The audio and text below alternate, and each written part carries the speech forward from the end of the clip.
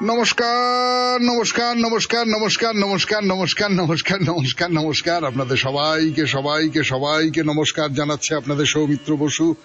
সবাইকে অজস্র শুভ কামনা জানাচ্ছে, সবাইকে স্বাগত জানাচ্ছে আজকের এই শরণাগত অনুষ্ঠানে এবং সবাইকে শুভ সকাল জানাচ্ছে।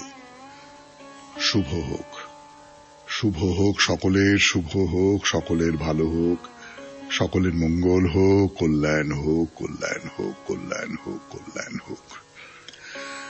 আজকে নানান কারণে একটি বিশেষ দিন। আজ সায়ংকালে শ্রী শ্রী শারদীয়া দুর্গা দেবীর বোধন, কাল ষষ্ঠী, আজ পঞ্চমী। তার বাইরেও আজ রাজা রামমোহন রায়ের তিরোধান দিবস। এই রামমোহন রায় সম্পর্কে নিশ্চয়ই আপনাদের কাউকে কিচ্ছু বলে দিতে হবে না। এই মানুষটি অষ্টাদশ শতাব্দীর একেবারে শেষ পর্বে জন্মগ্রহণ করেছিলেন এবং তিনি আমাদের বিদ্যাচর্চার ক্ষেত্রে বলুন, সমাজকে দেখবার চোখ হিসেবে বলুন, একেবারে ওলটপালট করে দিয়েছেন। যারা আমাদের নবজাগরণের অগ্রগণ্য, যারা আমাদের নবজাগরণের পথিকৃৎ, তাদের মধ্যে অন্যতম এই রামমোহন রায়, রাজা রামমোহন রায়। তার তিরোধান ঘটেছিল 1833 খ্রিস্টাব্দে আজকের তারিখে। আজকের তারিখে আরেকজন খুব মহান মানুষ, তার জন্মদিন।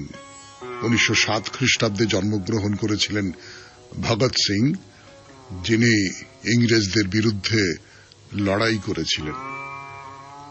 তার বাইরে আজকে বিশ্ব পর্যটন দিবস। বাইরে বেরিয়ে পড়া, নিজের ঘরটুকুর মধ্যে, সেই ঘরটা নিজের মনের মধ্যে একটা কুয়ো খুঁড়ে তার ভেতরে থেকে যাওয়াও হতে পারে, সেখান থেকে বাইরে বেরিয়ে আসা, তাকেও তো একরকম করে পর্যটন বলবো। রবীন্দ্রনাথের গানে আছে, আপন হতে বাহির হয়ে বাইরে দাঁড়া। এই শরণাগত চেষ্টা করেছে তার মতন করে। যারা শুনছেন এই শরণাগত, তাদের মনের ভেতর থেকে বাইরে বার করে আনার, তাদের প্রকাশের দিকে নিয়ে যাওয়ার, এবং সেই সঙ্গে সঙ্গে বাইরে দূরেতেও চেষ্টা করেছে যে নানান জায়গার সঙ্গে পরিচয় করিয়ে দেওয়ার, নানান জায়গায় মানস ভ্রমণ করানোর। তো এইবারে বেনি মাধবশীলের পঞ্জিকা অনুযায়ী আজকের দিনটার কথা বলি।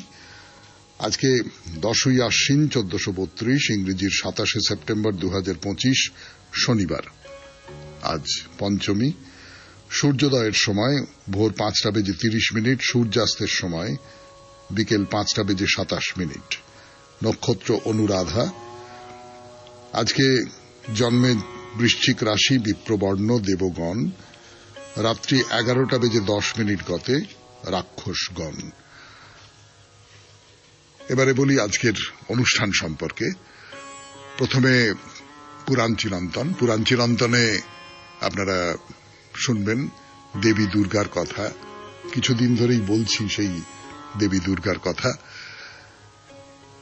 তারপরে চলে যাব স্বামী বিবেকানন্দের রচনা থেকে পাঠ এই পর্বে। স্বামীজির যে রচনাটি এখন পড়ে শোনাচ্ছি তার নাম পরম লক্ষ্য। তারপর ভগবদ গীতার ব্যাখ্যা এবং অনুবাদ স্বামী রঙ্গনাথানন্দজির, সেখান থেকে পড়ব। স্বামী গোকুলানন্দজির রচনা থেকে পাঠ করে শোনাবো কি করে মানসিক চাপ জয় করতে হয়। আপনাদের চিঠিপত্র এবং আজ শনিবার শেষে মহাপুরুষের কথা, আর্যভট্টের কথা শোনাচ্ছি আপনাদের। আর যে কথাটা বলবার সেটা হচ্ছে যে পুজো কেমন করে কাটবে এই নিয়ে আপনার চিঠি আমাদের দপ্তরে আগামীকাল সন্ধে 6টার মধ্যে যেন পৌঁছে যায়। সামনের বৃহস্পতিবার আমরা সেই চিঠিপত্র পড়ে শোনাব। 92.7 বিগ এফএমে শরণাগত অনুষ্ঠানে এবার তাহলে পুরাণ চিরন্তন। আমি আছি আপনাদের সঙ্গে, আপনাদের সৌমিত্র বসু। ফিরে আসছি গানের পর। গান শেষ করে ফিরে এলাম। আমি আপনাদের সৌমিত্র বসু, 92.7 বিগ এফএমে শরণাগত অনুষ্ঠানে। এখন পুরাণ চিরন্তন। মা দুর্গার সম্পর্কে কথা বলতে বলতে আমরা বলেছিলাম যে মা দুর্গা, যিনি দুর্গতি নাশ করেন, দুর্গতি থেকে ত্রাণ করেন। এটা কি আপনারা লক্ষ্য করে দেখেছেন? নিশ্চয়ই লক্ষ্য করে দেখেছেন। আমার তো একেবারে ছোটবেলা থেকে এটা মনে হতো, পরে বড় হয়ে একটু যখন বইপত্র পড়েছি তখন আরো নিঃসংশয় হয়েছি যে এই যে দুর্গার এই যে রূপটা, যিনি রক্ষা করেন, যিনি ত্রাণ করেন দুর্গতি থেকে, সেখান থেকে দুর্গ শব্দটার উদ্ভব। অর্থাৎ শত্রুর পক্ষে অভেদ্য যে জায়গাটা, যেটাকে বলে দুর্গ, সেই দুর্গ এই দুর্গা থেকে এসেছে। যে এই দুর্গ মানুষকে যে কোনো নিগ্রহ থেকে, যে কোনো আক্রমণ থেকে ত্রাণ করবে। এবং বলা বাহুল্য, সেই সমস্ত দুর্গের অধিষ্ঠাত্রী দেবতা হিসেবে দুর্গার মূর্তি প্রতিষ্ঠা করা হতো। তার মানে একটা অভেদ্য, একটা দুরধিগম্য দুর্গ যেভাবে রাজাকে সুরক্ষা দেয়, সেই দুর্গের ভাবনা থেকেই দুর্গার সৃষ্টি হয়েছে, এটা অনেকেই ধারণা করেন। দেবী পুরাণে দেবী দুর্গাকেই দুর্গের রক্ষাকর্ত্রী, দুর্গেশ্বরী বলে সম্বোধন করা হয়েছে। এবং রাজা নৃপতি যারা আছেন তাদের নির্দেশ দেওয়া হচ্ছে যে তাদের তৈরি দুর্গগুলোতে তারা যেন মহিষাসুরমর্দিনী দুর্গার মূর্তি স্থাপন করেন, কেননা দুর্গের মধ্যে অবস্থিত হয়েই তিনি পরাক্রম দেখান। ত্বং হি দুর্গে মহাবীর্যে দুর্গে দুর্গ পরাক্রমে। অথবা বলছেন রমসে দেবী দুর্গেষু দুর্গেশ্বরী নমস্তুতে, কিংবা দুর্গেষু কারয় দুর্গাং মহিষাসুর ঘাতিনীম। এই দেবী ভাগবত পুরাণে দুর্গ শব্দটা ব্যবহার না করে বহু দুর্গ সমন্বিত যে কাশী নগরী, সেই কাশী নগরীর উল্লেখ করা হয়েছে। বলা হচ্ছে দেবী দুর্গা যেন কাশী নগরীতে স্থিত হয়ে এই নগরকে রক্ষা করেন। এবং দেবী দুর্গা তো এই কাশী নগরীতে আছেন, আপনারা জানেন। বিশ্বেশ্বরের জায়গা এটা, এবং বিশ্বেশ্বর থাকলে সেই সঙ্গে সঙ্গে দেবীও থাকবেন। দেবী অন্নপূর্ণা রূপে রয়েছেন এখানে। কাশীর রাজা সুবাহু দুর্গার কাছে প্রার্থনা জানিয়ে বলছেন যে আপনি সেই পরমা শক্তি, আপনি দুর্গা দেবী নামে বিখ্যাত হয়ে সব সময় এই বারাণসী নগরীতে অবস্থান করবেন এবং চিরকাল রক্ষা করবেন এই বারাণসী নগরীকে। দেবী ভাগবত পুরাণের এই যে শ্লোকটা, এই শ্লোকের মধ্যে একটা মজা আছে। সেই মজাটার কথা বলবার জন্য আপনাদের সৌমিত্র বসু ফিরে আসছে 92.7 বিগ এফএম এ শরণাগত অনুষ্ঠানে গানের পর। গান শেষ করে ফিরে এলো আপনাদের সৌমিত্র বসু 92.7 বিগ এফএম এ শরণাগত অনুষ্ঠানে। এই যে শ্লোকটা দেবী ভাগবতের, যার বাংলাটা আপনাদের শোনালাম, সেখানে একবার নগরী শব্দটা ব্যবহার করা হচ্ছে আর একবার পুরী বলে শব্দটা বলা হচ্ছে। কিন্তু এই যে নগরী বলুন, নগর বলুন, পুরী বলুন, এরা সকলেই কিন্তু আসলে দুর্গের নামান্তর। দুর্গ একটা ছোট জায়গা, একটা বাড়ি, মানে বড় বাড়ি, বিশাল বাড়ি, কিন্তু সেটা একটা বাড়ি। সেইখানটা সুরক্ষিত। সেইখানে যারা সমাজের উচ্চ স্তরের মানুষ, যেমন এখনো এই সমাজের যারা হর্তাকর্তা বিধাতা, তারা যেমন তাদের বাড়িতে, তাদের যে অফিসে, সেইখানে সুরক্ষিত থাকেন, প্রহরা থাকেন, সেইগুলো হচ্ছে দুর্গ বলে মনে করতে পারেন। কিন্তু এই দুর্গটাকে যদি প্রসারিত করা যায়, আরো বড় করা যায়, তাহলে গোটা নগরটাই এই দুর্গে পরিণত হয়। সেক্ষেত্রে নগরের যিনি অধিষ্ঠাত্রী, তিনি হবেন দুর্গা। তো রাষ্ট্রের 7টা অঙ্গ আছে, তার মধ্যে একটা অন্যতম প্রধান অঙ্গ হচ্ছে দুর্গ। এই দুর্গকে অনেকেই পুর বলে থাকেন। পুর, এই যে পুরন্দর শব্দটা, ইন্দ্র। পুরন্দর মানে কি? যিনি পুরকে ধ্বংস করেন, মানে অন্যের পুরকে, অন্যের দুর্গকে বা অন্যের নগরকে ধ্বংস করেন। আমরা তো পুর বলতে বুঝি শহর, হ্যাঁ, সন্তোষপুর থেকে আরম্ভ করে খড়গপুর, হ্যাঁ, এইরকম সব বলি তো আমরা। তো এই পুর শব্দটা কিন্তু সেই অর্থে একটা নিরাপদ জায়গা, একটা নিরাপত্তার বলয় আছে এর মধ্যে।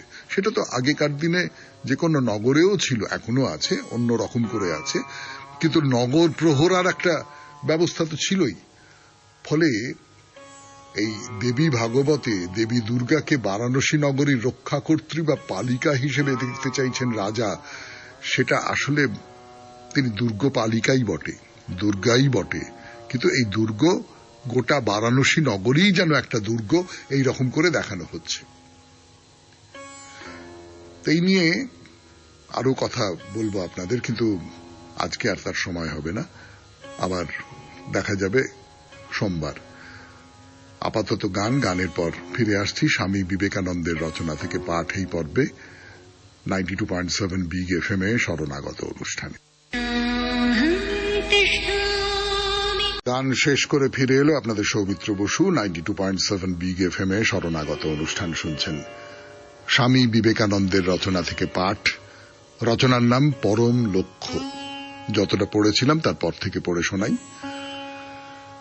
মানুষ প্রতিদিন প্রকৃতিকে জয় করিয়া চলিয়াছে। জাতি হিসাবে মানুষ তাহার শক্তিকে প্রকাশ করিতেছে। কল্পনায় মানুষের এই শক্তির একটা সীমা নির্দেশ করিতে চেষ্টা করো।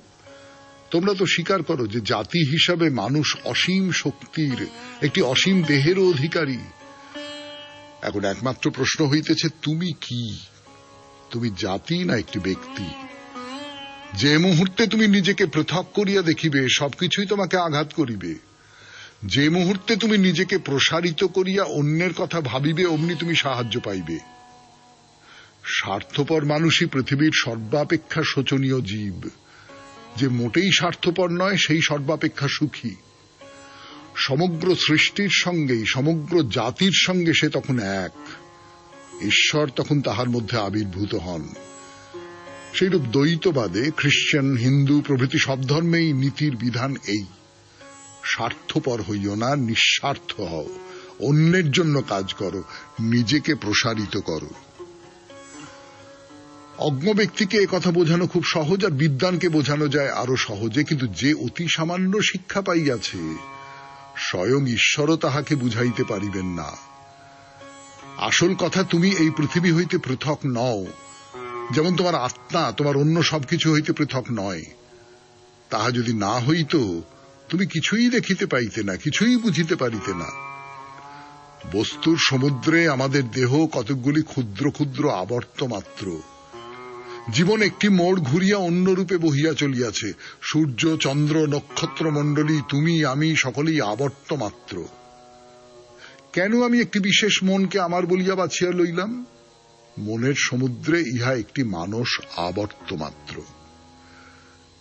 তাহা না হইলে এই মুহূর্তে আমার স্পন্দন যে তোমার কাছে পৌঁছিতেছে, তাহা কেমন করিয়া সম্ভব হয়?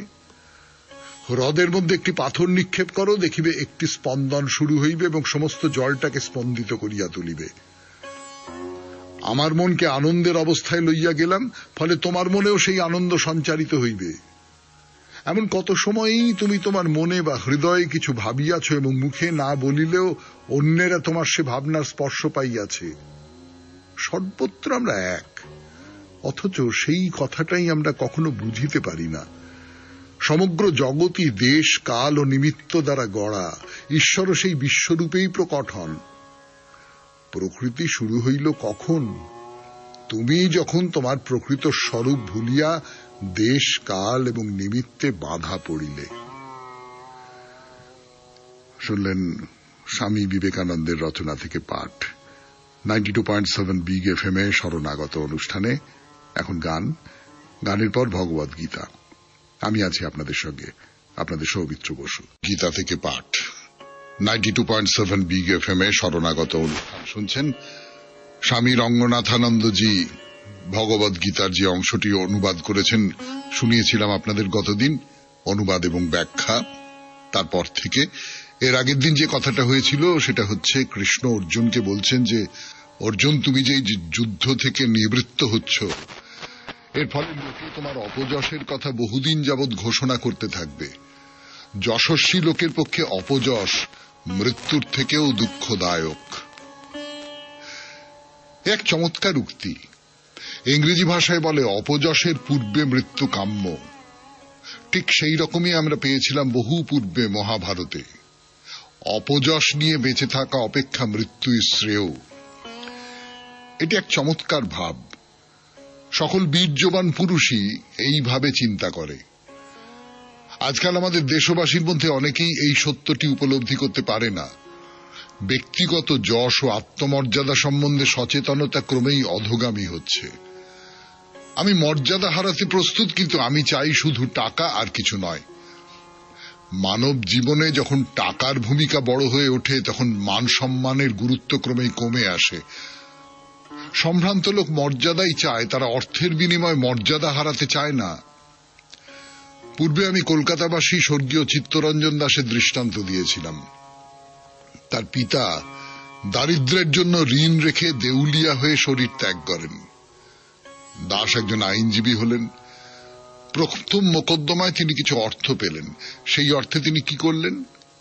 তার প্রথম কাজ হল আদালতে গিয়ে তার প্রয়াত পিতার নামটিকে মর্যাদাহানিকর দেউলিয়ার তালিকা থেকে মুছে দিলেন, অর্থাৎ পিতৃঋণ পরিশোধ করে দিলেন।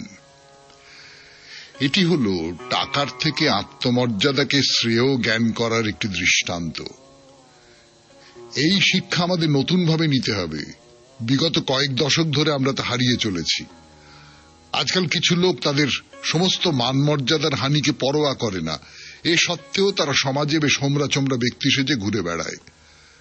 সে সমাজের কেন্দ্রবিন্দু হয়ে ওঠে। সে গ্রন্থ রচনা করে লক্ষ লক্ষ টাকা আয় করে। এরকমই হয়েছে আমাদের ও অন্যদেরও সমাজের বর্তমান অবস্থা। কৃষ্ণ কি বলছেন? কৃষ্ণ বলছেন, মহাবীরগণ মনে করবেন যে তুমি ভয়ের রণক্ষেত্র থেকে পালিয়ে গেছো। যারা এখনো পর্যন্ত তোমাকে সম্মান দিয়ে থাকেন, এখন থেকে তাদের কাছে তুমি হেয় হবে।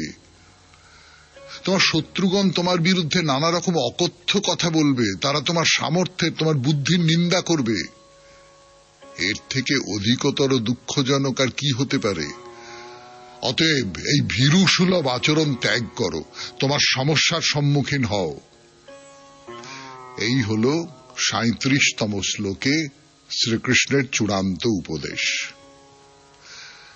শুনছেন ভগবদ গীতা থেকে পাঠ 92.7 বিগ এফএম এ শরণাগত অনুষ্ঠানে।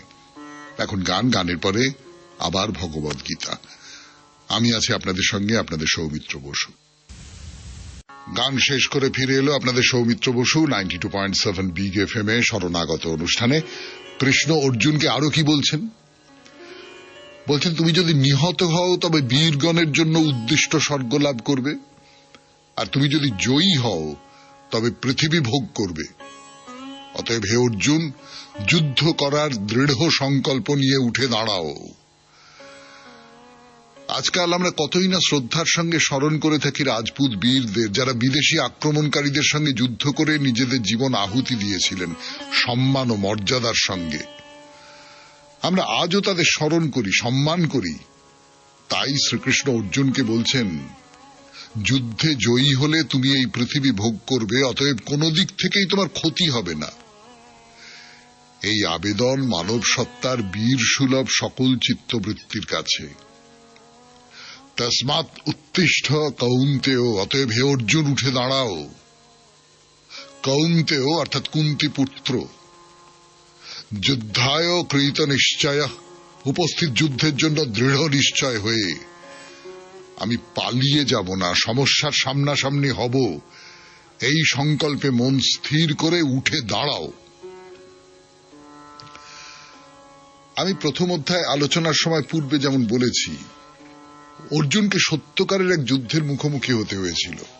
আমাদের তেমনটি করতে হয় না, কিন্তু গীতার শিক্ষা আমাদের সকলের ক্ষেত্রে প্রাসঙ্গিক। কারণ তোমার আমার যুদ্ধ হলো দৈনন্দিন সমস্যা নিয়ে। সেগুলি সামনাসামনি হতে হবে, আমাদের সমস্যাগুলিকে কাটিয়ে উঠতে হবে এবং তার জন্য যথেষ্ট আন্তর শক্তি জাগিয়ে তুলতে হবে।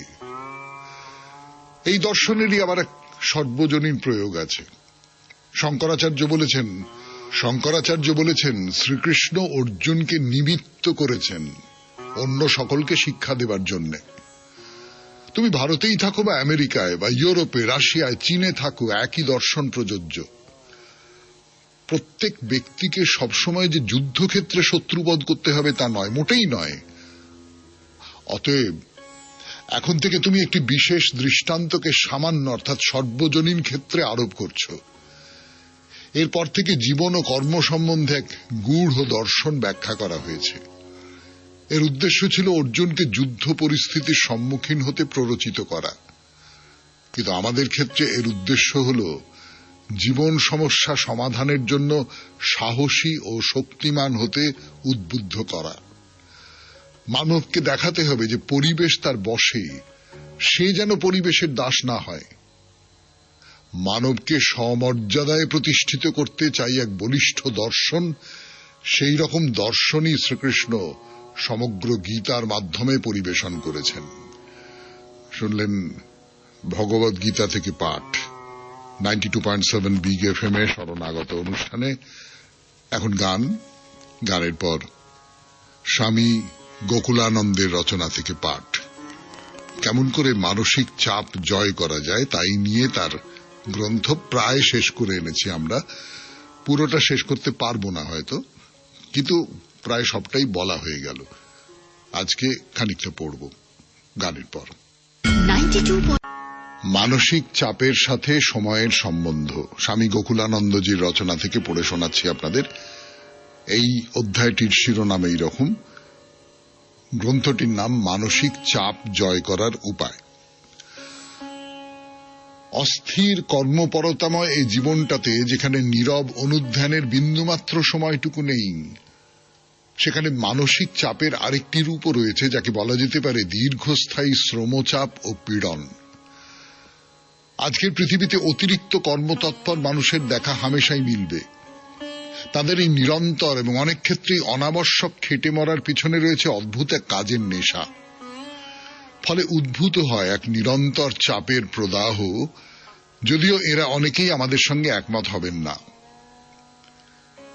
আগেই বলেছি, যদি আমরা আমাদের সীমাবদ্ধতা সম্পর্কে সজাগ ও সচেতন হই, তবে আমরা আমাদের বেঁধে রাখব সেইটুকু কাজের গণ্ডিতেই যতটুকু আমাদের সাধ্যে কুলোবে।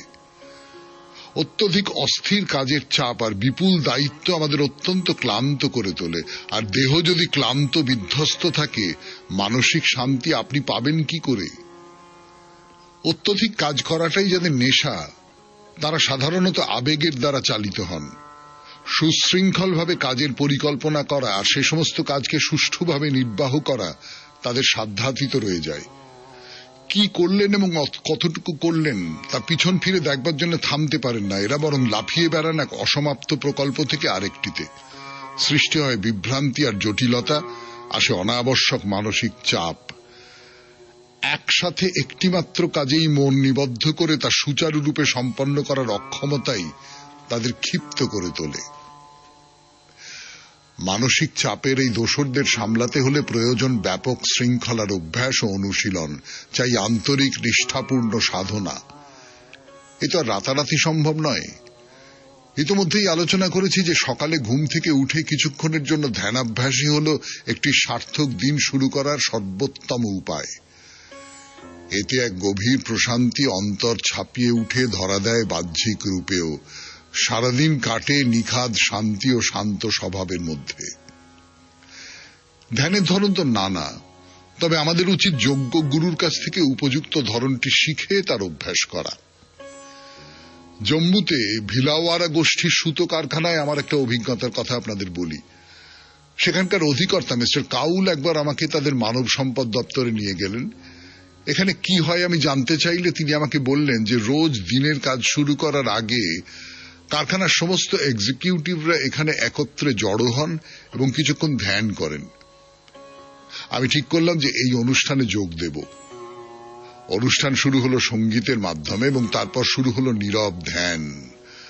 প্রত্যেকেই এলেন কাঁটায় কাঁটায় ঘড়ি দেখে, যোগ দিলেন ধ্যানাভ্যাসে, তারপর যে যার দপ্তরে চলে গেলেন। সঙ্গে নিয়ে গেলেন দক্ষতা আর উৎসাহ সম্পদের প্রাচুর্য। আমাকে ওরা জানালেন যে এই প্রকল্পের ধ্যানে অংশগ্রহণকারীরা নাকি বিপুলভাবে উপকৃত হচ্ছেন। আজকাল তো অনেক ব্যবসায়ী সংস্থাই এই প্রক্রিয়া চালানোর চেষ্টা করছেন। শুনলেন স্বামী গোকুলানন্দের রচনা থেকে পাঠ 92.7 বিগ এফএম এ শরণাগত অনুষ্ঠানে। এইবার আপনাদের চিঠিপত্র। ফিরে আসছি গানের পর। 92.7 বিগ এফএম এ শরণাগত অনুষ্ঠানে বিমল কুমার বন্দ্যোপাধ্যায় একটি চিঠি লিখেছেন, খুব অন্যরকম চিঠি, কোনো বিষয় ধরে নয়, মানে তার মতন করে বিষয় নির্বাচন করে নিয়েছেন তিনি। পড়ে শোনাই সেই চিঠি। সর্বপ্রথম আপনিও বিগ এফএম এর কলাকুশলী এবং শ্রোতা বন্ধুদের আমার প্রণাম ও আন্তরিক ভালোবাসা। আজ এক প্রতিবেদন পাঠালাম, একটু বড় হয়ে গেছে তাই ক্ষমা করবেন। জীবনের শেষ প্রহর। জীবনের শেষ প্রহরটা যেন ঠিক সূর্যাস্তের মতো, ধীরে ধীরে ফিকে হয়ে যাওয়া আলো আর এক নিঃশব্দ প্রস্তুতি বিদায়ের। স্বামী স্ত্রী দুজনেই জানেন না কে আগে যাবে, কিন্তু কেউ একজন তো যাবেই। স্বামী ভাবে এই নারী তো কখনো একা ব্যাংকে যায়নি, অ্যাকাউন্টের কাজ, বিল পেমেন্ট, গ্যাস বুকিং কিছুই জানে না, মোবাইলে অ্যাপ খুলে অনলাইন ব্যাংকিং পর্যন্ত শেখেনি, আমি না থাকলে কিভাবে সামলাবে সব। আর স্ত্রী ভাবে এই মানুষটা সকাল না হতেই আদা এলাচ দেওয়া চায়ের বায়না করে, নাইস বিস্কুট ছাড়া চাই গলা দিয়ে নামে না, হাঁটতে বেরিয়ে ফিরে এসে গরম গরম নাস্তা চায়, দুপুরের খাবার, সন্ধ্যের নাস্তা, কাপড় কাচা সব যেন ঘড়ির মতো চলতে থাকে। আমি না থাকলেও চলবে কিভাবে।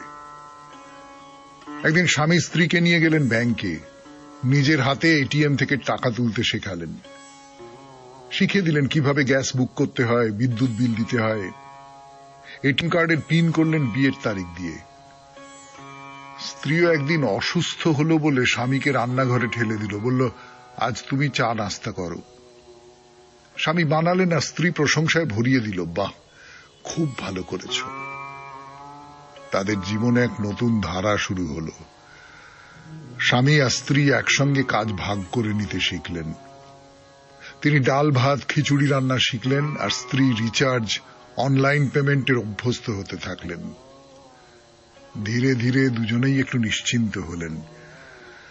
একদিন মনে মনে বললেন, এবার যদি মৃত্যু আসে ভয় নেই, এখন আর কাউকে ফেলে যেতে কষ্ট হবে না। বাহ, খুব ভালো, খুব ভালো চিঠিটা, মানে মনটা ভরিয়ে দিল জানেন, একটা ছোট গল্পের মতন, ভারী সুন্দর, খুব ভালো। আপনাকে অনেক ধন্যবাদ এরকম একটা চিঠি লেখার জন্য। এরপর আজ শনিবার, আজ মহাপুরুষের কথা, আর্যভট্টকে নিয়ে কথা বলছিলাম, সেই কথা আজকে শেষ করব। শেষ মহাপুরুষের কথা তো আজকেই শেষ করব। ফিরে আসছি গানের পর। পুরুষের কথা, আর্যভট্টের কথা বলছিলাম আপনাদের। আর্যভট্ট সেই প্রাচীন যুগের মানুষ, তখন গালিলেও কোথায়, তখন কোপার্নিকাস কোথায়, সেই অবস্থায় তিনি জ্যোতির্বিজ্ঞানী হিসেবে আশ্চর্য সমস্ত আবিষ্কার করেছেন, কিন্তু তার নাম অত বেশি গোটা পৃথিবী জুড়ে প্রচারিত হয়নি। আমাদের দেশে প্রচারিত হয়েছে, আমাদের দেশে অনেকে জানেন তার কথা, কিন্তু গোটা পৃথিবীতে ওইভাবে প্রচলিত হয়নি বা প্রচারিত হয়নি। তো যেমন আর্যভট্ট একটা কথা বলেছিলেন, কি চমৎকার কথা, মানে সেই সময়ের পক্ষে কি অসম্ভব সুন্দর কথা। যে নৌকো স্রোতের অনুকূলে চলেছে, তার থেকে তীরের স্থির বস্তুগুলোর দিকে তাকালে মনে হয় যেন স্থির বস্তুগুলো বিপরীত দিকে গমন করছে। এই রকম মনে হবার কারণ হলো পৃথিবী সূর্যকে কেন্দ্র করে তার মেরুদণ্ডের উপর পূব থেকে পশ্চিমে আবর্তন করছে। এইরকম করে ভাবতে পেরেছিলেন এই মানুষটি কত কত হাজার বছর আগে। এরই সাথে তিনি বলেছেন, চলা পৃথ্বী স্থিরা ভীমি, বলছেন পৃথিবী ঘুরছে, পৃথিবী আবর্তনশীল, সেই জন্যই আকাশের নক্ষত্রগুলোকে গতিশীল বলে মনে হয়, তা নইলে নক্ষত্রগুলো স্থির হয়ে আছে। এই কথাটা বলবার জন্য কোপার্নিকাসকে পুড়ে মরতে হয়েছিল, জ্যান্ত পুড়ে মরতে হয়েছিল, এই কথাটা নয়, কিন্তু পৃথিবী ঘুরছে এবং সূর্য স্থির এই কথাটা বলার জন্য। গালিলেওকে ভয়ঙ্কর ভয় দেখানো হয়েছিল এবং তারপরে তাকে একটা ঘরের মধ্যে আটকে রেখে দেওয়া হয়েছিল, তার সমস্ত লেখাপত্র বাজেয়াপ্ত করে দেওয়া হয়েছিল যাতে এই সমস্ত কথা বাইরে কোথাও প্রচারিত না হয়, কিন্তু সত্যকে চাপা দিয়ে রাখা যায়নি। আর্যভট্ট ওই অতদিন আগে এই সমস্ত কথা বললেন। কি বললেন? বলছেন পৃথিবী একটি নির্দিষ্ট কক্ষপথে সূর্যকে আবর্তন করে চলেছে। এই মত কি সেই যুগের মানুষ মেনে নিতে পারে নাকি? গালিলেওর বেলায় যা হয়েছিল, কোপার্নিকাসের বেলায় যা হয়েছিল, আর্যভট্টের সময়ও তাই হয়েছে। তাই প্রবল আপত্তি উঠেছে, তাকে অধার্মিক বলে মনে করা হয়েছে। পরবর্তীকালের যে জ্যোতির্বিজ্ঞানী যারা বরাহমিহির, ব্রহ্মগুপ্ত, তারা এই মতামতকে সরাসরি খণ্ডন করতে চেয়েছেন। বলেছেন পৃথিবী গতিশীল হলে উড়ন্ত পাখিরা কেমন করে ঘরে ফিরে আসে। এইটা হলো যুক্তি যে পৃথিবী যদি গতিশীল হয় তাহলে পথ চিনে তারা ফিরে আসবে কি করে। এবং এই যে বিরোধীবাদীদের যে যুক্তি, এই প্রশ্নের সঠিক উত্তর দিতে না পারার কারণে আর্যভট্টের মতবাদকে তার শিষ্য বা ছাত্ররা স্থায়ীভাবে প্রতিষ্ঠিত করতে পারেননি। পৃথিবীর আকৃতি সম্পর্কে আর্যভট্ট একটা ধারণা করেছিলেন। সেটা কি? তিনি বলছেন পৃথিবীর আকৃতি গোল। অত বছর আগে তখন কিন্তু ধারণা ছিল যে পৃথিবী বাসুকির মাথার উপরে থাকে, পৃথিবী চৌকো একটা একটা একটা খণ্ড, ভূমিখণ্ড। কিন্তু তিনি বলছেন পৃথিবীর আকৃতি গোল, পৃথিবীর আকার কদম ফুলের মতো, তার চারিদিক জলজ ও স্থলজ বস্তুর দ্বারা ঘেরা। এইটা মিলল না, এইটা আধুনিক বিজ্ঞানের সঙ্গে মিলল না, কিন্তু এইটা তো মিলল যে পৃথিবী গোল এবং কোন রকম যন্ত্রের সাহায্য ছাড়া। তার আগে এই ধরনের কথাবার্তা কেউ বলেছেন তাদের সাক্ষ্য প্রমাণ ইত্যাদি ইত্যাদি ছাড়া এইরকম একটা সিদ্ধান্তে এসেছিলেন। শুধু তাই নয়, সূর্যগ্রহণ বলুন, চন্দ্রগ্রহণ বলুন, সেই সমস্ত কিছুর সম্পর্কে সঠিক ব্যাখ্যা দিয়েছিলেন প্রথম এই আর্যভট্ট। শুনছেন মহাপুরুষের কথায় আর্যভট্টের কথা 92.7 বিগ এফএম এ শরণাগত অনুষ্ঠানে। তার জীবন কথা এইবার শেষ করব গানের পর। আর্যভট্টের মতবাদ সে যুগে গ্রহণযোগ্য হয়নি, তার ফলে তিনি প্রতিষ্ঠা পাননি, এই কথা বলেছি। বিরোধিতা হয়েছিল, এই কথা বলেছি। কিন্তু সেই বিরোধিতাটা ইউরোপের মতো সাংঘাতিক নয়। ইউরোপের মতো বিরোধিতা যদি হতো তাহলে তো কোপার্নিকাসের মতো আর্যভট্টকে পুড়িয়ে মারা হতো। না না, সেটা হয়নি। বা তাকে একটা ঘরের মধ্যে বদ্ধ করে রেখে দেওয়া হতো। না, সেরকম কিছু হয়নি। কিন্তু বিরোধিতা করা হয়েছে, তার মতকে কাটা হয়েছে, তাদের মতন করে যুক্তি দিয়ে কাটা হয়েছে এবং তাকে প্রতিষ্ঠা পেতে দেওয়া হয়নি। কিন্তু পরবর্তীকালে আর্যভট্ট যথেষ্ট সম্মান পেয়েছেন। আধুনিক ভারতে কিন্তু প্রাতিষ্ঠানিকভাবে আর্যভট্ট প্রচুর পরিমাণে প্রচুর নানান ধরনের সম্মান পেয়েছেন। মধ্যযুগে আর্যভট্টের রচনাকে অনুবাদ করা হয়েছিল, সেই অনুবাদ নানান দিকে ছড়িয়ে পড়েছিল। এই অনুবাদ করা রচনা থেকে অন্য দেশের পণ্ডিতেরা তারা গবেষণা করেছিলেন, তারা আর্যভট্টর নাম দিয়েছিলেন আল আজারভার। আর্যভট্টটা বলতে পারেননি, উচ্চারণ করতে পারেননি, ফলে আল আজারভার। এই হলো আর্যভট্টের জীবন কথা। আর একজন আর্যভট্ট আছেন ভারতের ইতিহাসে। তিনি জন্মেছিলেন ওই প্রথম যে আর্যভট্ট যার সম্পর্কে আমরা এতক্ষণ ধরে কথা বললাম, এতদিন ধরে কথা বললাম বলা ভালো, তার প্রায় 500 বছর পরে। তার জন্ম হয়েছিল দক্ষিণ ভারতের কেরলে। তার রচিত বিখ্যাত গ্রন্থের নাম হল আর্য সিদ্ধান্ত এবং এই বইটিতে বর্ণিত যে গণনা পদ্ধতি সেইটাকে অবলম্বন করে দক্ষিণ ভারতে পাঁজি তৈরি করা হয়। তাই প্রথম আর্যভট্টের কোনো লেখাই এখন আর পাওয়া যায়নি। পরবর্তীকালে নানান পণ্ডিতেরা তার সম্পর্কে যে সমস্ত বইপত্র লিখেছেন তার থেকেই তার নানান গ্রন্থ এবং উদ্ধৃতির পরিচয় পাওয়া যায়। আলবেরুনি তার নাম আপনারা সকলেই শুনেছেন, বিখ্যাত পর্যটক। সেই আলবেরুনির রচনা থেকে জানা যায়, তার ব্রহ্মগুপ্তের রচনা থেকে জানা যায় যে তিনি আর্যভট্ট সম্পর্কে লিখেছেন। আরো নানান পণ্ডিত নানান গ্রন্থে আর্যভট্টের যে কথাগুলো সেই কথাগুলো উদ্ধৃতি হিসেবে সংগ্রহ করেছেন, করে প্রচার করেছেন। এবং 1874 সালে কার্ন বলে একজন পণ্ডিত মানুষ, তিনি এই সমস্ত উদ্ধৃতিগুলোকে নিয়ে একটা গ্রন্থ রচনা করেন, আর্যভট্টীয় গ্রন্থ একটা। বলছিলাম যে আধুনিক যুগে প্রাতিষ্ঠানিক ভারতে তাকে স্বীকৃতি দেওয়া হয়েছে। ভারতের প্রথম যে কৃত্রিম উপগ্রহ তার নাম দেওয়া হয়েছে আর্যভট্ট। 1975 খ্রিস্টাব্দের 19 এপ্রিল রাশিয়ার একটি জায়গা থেকে এই কৃত্রিম উপগ্রহটি উৎক্ষেপণ করা হয়েছিল। আর্যভট্ট এইরকম করে আধুনিক ভারতে বেঁচে আছেন। শেষ হলো আর্যভট্টের কথা, শেষ হলো মহাপুরুষের কথা। 92.7 বিগ এফএম-এ শরণাগত অনুষ্ঠানে শেষ হলো আজকের অনুষ্ঠান। সবাই খুব ভালো থাকবেন, আনন্দে থাকবেন। নমস্কার। নমস্কার নমস্কার নমস্কার নমস্কার নমস্কার নমস্কার নমস্কার নমস্কার নমস্কার। আপনাদের সবাইকে সবাইকে সবাইকে নমস্কার জানাচ্ছে আপনাদের সৌমিত্র বসু। সবাইকে অজস্র শুভ কামনা জানাচ্ছে, সবাইকে স্বাগত জানাচ্ছে আজকের এই শরণাগত অনুষ্ঠানে এবং সবাইকে শুভ সকাল জানাচ্ছে।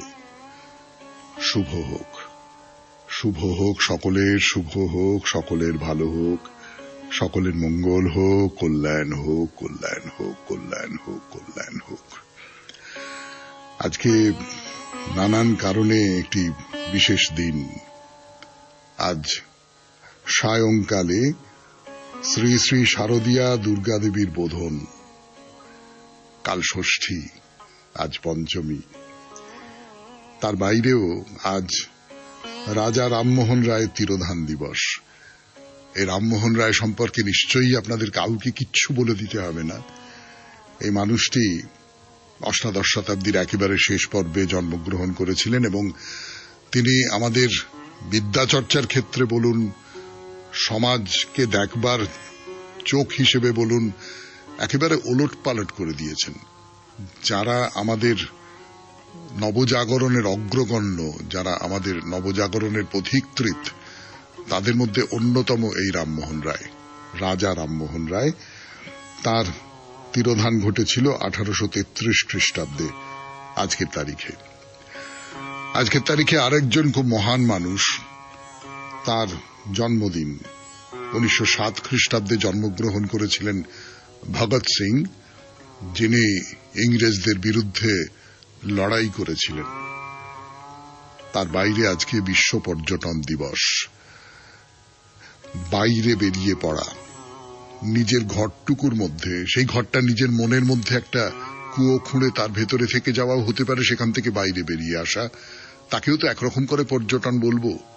রবীন্দ্রনাথের গানে আছে, আপন হতে বাহির হয়ে বাইরে দাঁড়া। এই শরণাগত চেষ্টা করেছে তার মতন করে। যারা শুনছেন এই শরণাগত, তাদের মনের ভেতর থেকে বাইরে বার করে আনার, তাদের প্রকাশের দিকে নিয়ে যাওয়ার, এবং সেই সঙ্গে সঙ্গে বাইরে দূরেতেও চেষ্টা করেছে যে নানান জায়গার সঙ্গে পরিচয় করিয়ে দেওয়ার, নানান জায়গায় মানস ভ্রমণ করানোর। তো এইবারে বেনি মাধবশীলের পঞ্জিকা অনুযায়ী আজকের দিনটার কথা বলি। আজকে 10ই আশ্বিন 1432, ইংরেজির 27শে সেপ্টেম্বর 2025, শনিবার। আজ পঞ্চমী। সূর্যোদয়ের সময় ভোর 5:30, সূর্যাস্তের সময় বিকেল 5:27। নক্ষত্র অনুরাধা। আজকে জন্মে বৃশ্চিক রাশি, বিপ্রবর্ণ, দেবগণ। রাত্রি 11:10 গতে রাক্ষসগণ। এবারে বলি আজকের অনুষ্ঠান সম্পর্কে।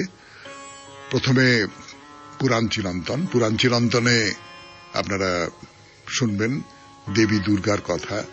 কিছুদিন ধরেই বলছি সেই দেবী দুর্গার কথা। তারপরে চলে যাব স্বামী বিবেকানন্দের রচনা থেকে পাঠ এই পর্বে।